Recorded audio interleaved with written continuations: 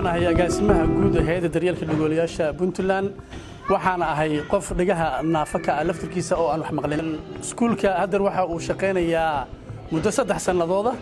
sanadkii koowaad waxa lagu jiray juhdi iyo orod haddeerna waxa uu shaqeynayaa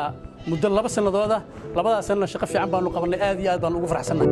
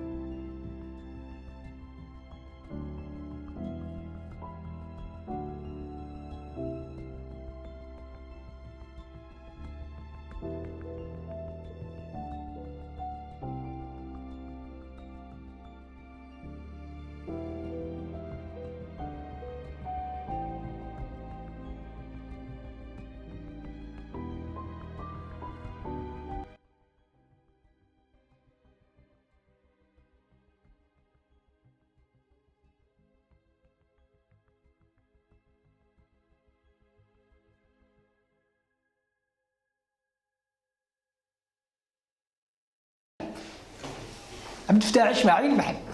وأنا المعلم باكا هيش وعندك عشان بيت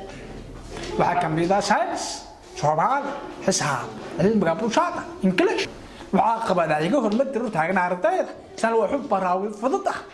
لكن أرضية تجي في عم بيوت عالية بيكر بين سلعة بحوث أنا عليك البنت كي أرضية كيستفهم كيش بس يعيه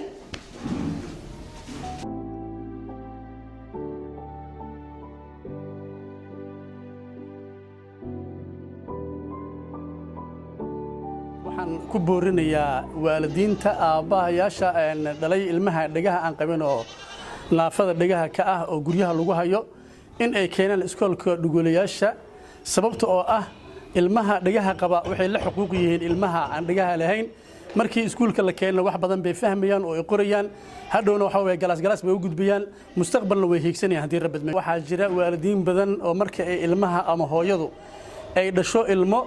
ilmahaas mar alla markay ogaato in uu yahay ilmahaas ilma aan dhiga qabin way ka naxdaa aad iyo aad bay uga naxdaa waxayna tiraahdaa waxaan sameeyay ma aqaano ilaah baa siiyay waa iska korinayaa iyadoo aan ku qanacsanayn buu ilmaha dhex jooga ilmahaas waxa weeye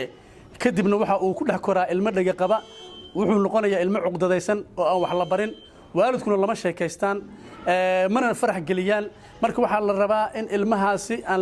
la bahdilin oo la nooleeyo oo lagala mid dhigo sida ilmaha dhigaha qaba oo kale oo aan cuqdad lagu